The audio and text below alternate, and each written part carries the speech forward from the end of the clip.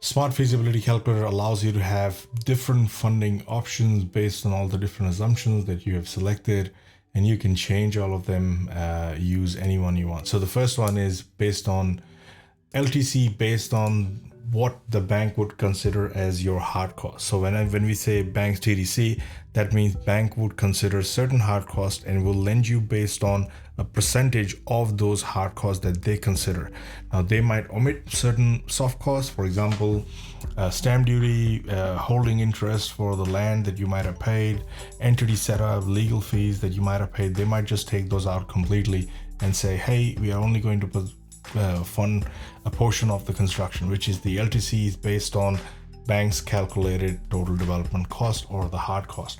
And that is what we have been doing in this section in the funding table here and the development costs, where we have been saying, hey, what would the bank consider, what percentage of those costs the bank would consider to be part of their total development cost.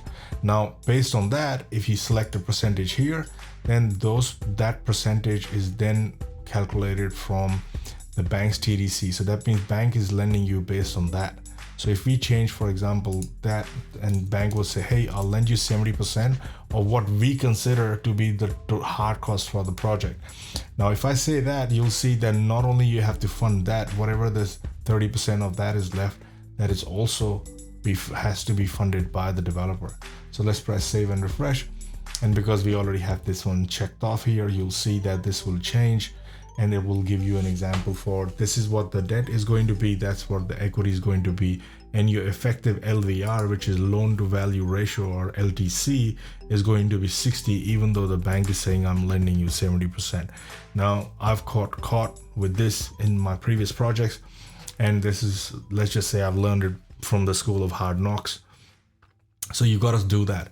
The other option is that you have all the costs, whatever you think, and you say, hey, no matter what I do, I should be able to borrow 60% of all the costs.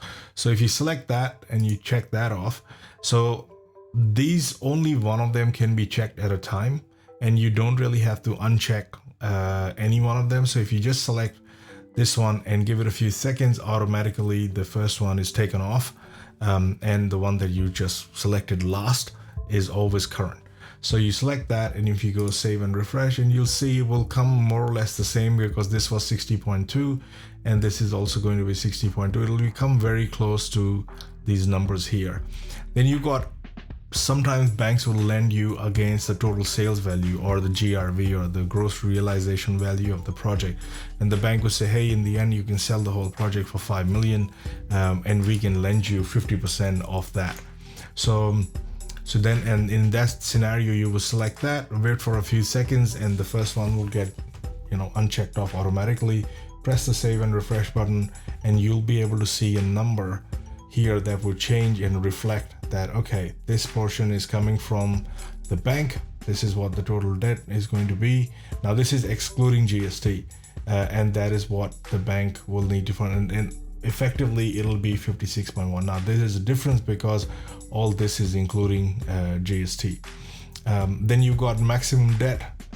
Nobody uses this very much. Usually it's either of the two at the top, or if you already are talking to a broker and the broker says, I can lend you the maximum that you'll be able to borrow, it was going to be 1.5 mil, and you want to see the numbers, what they look like, so you can manually enter the maximum debt that you've got, and based on that, everything will change based on the information that you've put in there.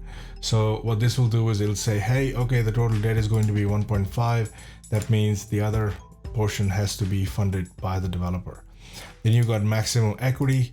That means you say, I only have 1.2 million, and that is all I can put in the project. So whether I get mezzanine funding or whether I get some other form of funding, everything else has to be debt.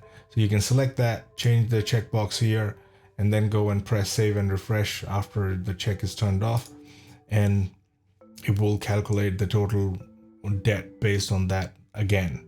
So these numbers keep changing because they go into a loop, and everything is coded, and we'll circle back to this in the next video where we talk about finance and all the options. And you will see that as we change this and update and save and refresh all of that, these numbers keep updating because your interest calculations keep changing.